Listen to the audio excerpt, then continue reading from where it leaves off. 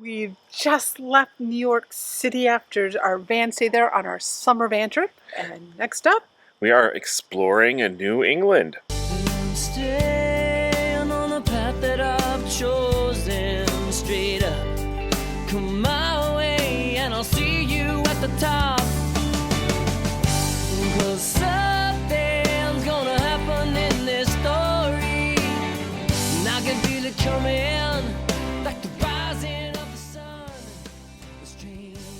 So if you're just tuning in, we are on a extended van trip while our boat is stored back in Sanford, Florida. We left in mid-July.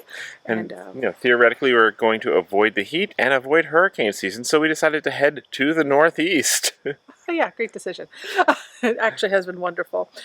So in our last episode, if you'd like to catch up, we just RV'd in New York City, or actually more appropriately, Jersey City in New Jersey across the way. But we had an amazing time there. 2 days, 2 such full days. Yes, it was. And kind of, frankly, a little tired at this point because we've been all 1 and 2 night stays most places. But we were ready now to head off into New England for visits with friends and family.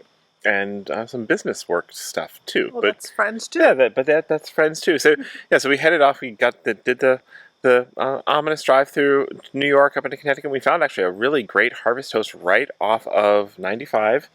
That was a grocery store, high-end grocery store with camping. So we got to stock up, easy off to like stage for going into New England, and to move on from there to Connecticut, right? Right. Yeah. So I have family in the New London area, and we thought, well, great, there's a state park right nearby. We'll just snag a site there. You could visit them. And we'll just use it as a base camp to visit them. We had some friends in Rhode Island we wanted to catch up with, and we'll just use that as a base camp, or they'll come visit us. Yeah, we're looking forward to a long stay at a state park. We had them picked out. Cherie's about to click reserve and buy, and she's like, hey, what's this fine print here? No pets. What does that mean? Well, it means no pets, obviously. Well, yeah, but a state park without pets? We're not used to that, but apparently it's a thing in New England, particularly Connecticut and...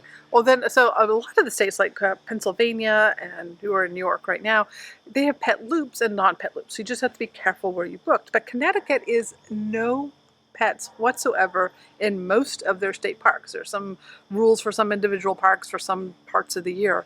But yeah, no pets in the state parks, even though this park was like pretty much 80% wide open. Yes.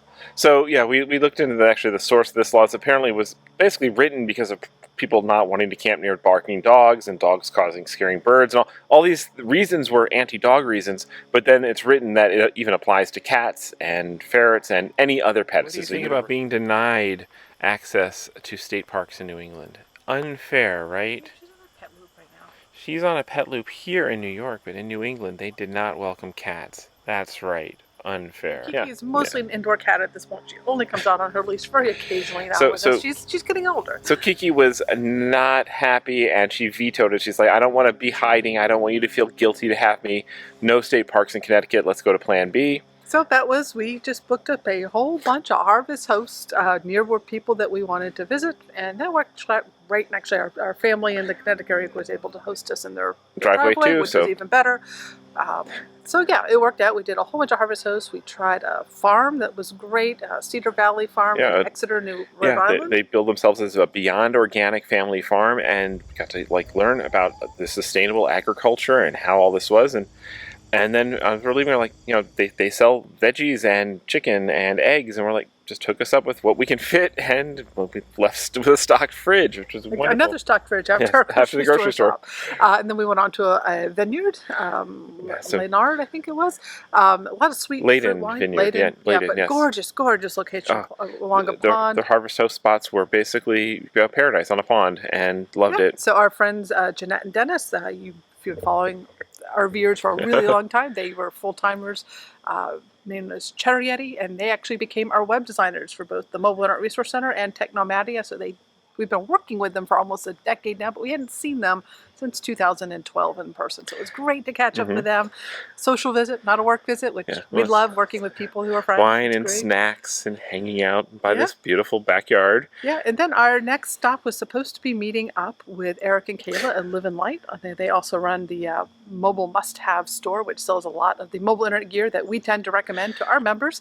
And we've also become friends with them over the years. But as we're trying to plan to go where to meet up with them, there's this guy Henri who wanted to show up and was starting to follow us, it felt like. So we found a harvest host up near New Haven. I think it was in South Gloucester. I am horrible at all these things. Yes, all these. Yeah, New England has weird names. But anyway, it was a berry farm. Yes. So went to there to figure out where we're going to go next while we're trying to coordinate with them about how to avoid the upcoming hurricane.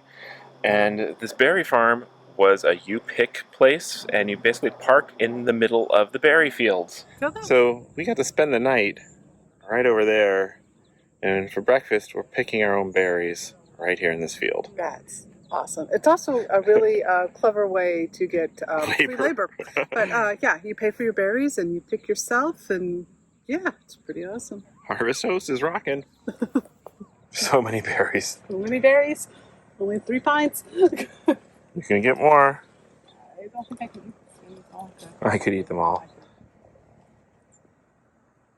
So that was another amazing stay. We did go and pick baskets of berries. Rose's Berry Farm. Yep. Yeah, Yeah, oh my God, it was so tasty. So at this point, Eric and Kelly decided that they did not want to ride out the storm in their home along coastal Connecticut. So their family has land up in New Hampshire, southern New Hampshire, that they are actually converting into a future RV resort campground.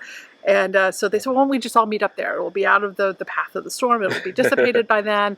And we had a fabulous meetup with them and some of the other mobile must-have staff. And it was, on one hand, we got to stop in one place for 5 days, and we actually managed to get power and hook up, and just be still was wonderful. But it was also an incredibly busy, productive work trip. We got to work trip and social trip. And social trip. This is the thing about working with people, with friends. So we balanced a lot of social time. Went out boating with them. Went out saw goats and farms. Yes. And it was just had a great time hanging out. And then we also, got to play with mobile internet gear. Got to get some hands-on time with the Starlink system, and just geek out about some other business work. Yep. So we stayed there for 5 nights with them, and then they headed back to Connecticut after everything. They got all clear on their house, and we decided we didn't want to backtrack. So because our next was the White Mountains of New Hampshire. So since we're already halfway there, we continued on. We did another harvest host on the stay up at a brewery this time that was closer positioned to the White Mountains, so that we could go grab Friday morning or Friday early afternoon a first come first served campground in one of the national forests. Yes, and so we were kind of nervous about getting into this place because it's popular on a Friday, and we actually, as we were going up to the campground, what was it, something lake? Russell Pond, beautiful place, way up in the up at the side of a valley, this beautiful natural pond, and there were people scouting out the campsites, and we grabbed one and felt very fortunate to find it, although it ended up not being full that night after that initial rush. Right, so yeah, we arrived like around noon, 1 o'clock, so we've been trying to time our first come first serves to be just right after checkout time, because then that's when the site should be most open. And we grabbed this site. It seemed to be the last RV appropriate one, and it actually was one of the last RV appropriate ones. But there were some other tent sites. Yeah, there were a lot of tenters hogging huge RV sites, which it's kind of annoying for large RVers, but whatever. Small tent and huge site. Our van fits in great places. Just about anything. But our site was awesome. We enjoyed some swimming. It was kind of warm then in the pond. Did some hiking there. It was just good to be on our own for a couple of days because we're up for another social visit. This is the most social we have been in over a year. Oh my God, yes. It's actually getting draining, but awesome. And so we're heading to meet our friends, Ron and Steve, who are camp hosting up at KOA in the White Mountains, at Twin Mountains KOA. On the way, we did the bike ride at Franconia Notch, up and over and down the other side, which is such a beautiful bike ride. Beautiful, absolutely beautiful. It was like I think 9.5 miles each way. We did the whole thing. mostly without electric assist and a lot of climbing and hills. So it was awesome.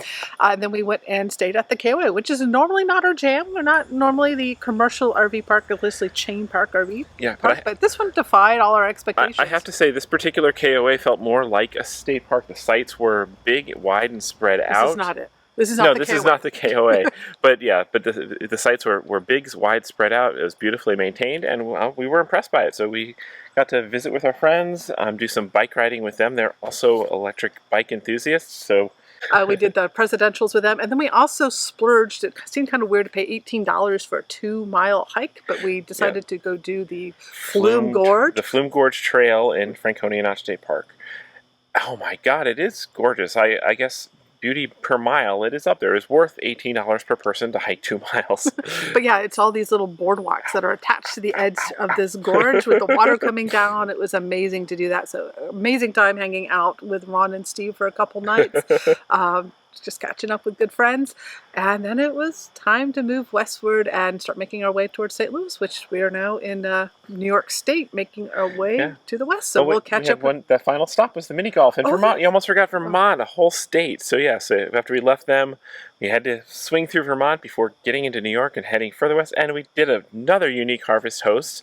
It was a Otter Creek Family Fun Center mini golf. So, you know, camping at a golf course, a mini golf course with homemade ice cream.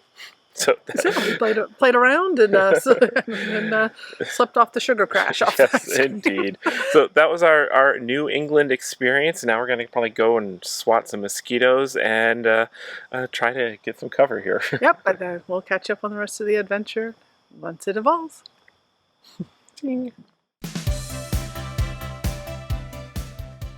We create these videos just for fun, and we love having you along for the ride. If you like this video, give us a thumbs up, leave a comment, or if you haven't already, subscribe to the channel. See you next time.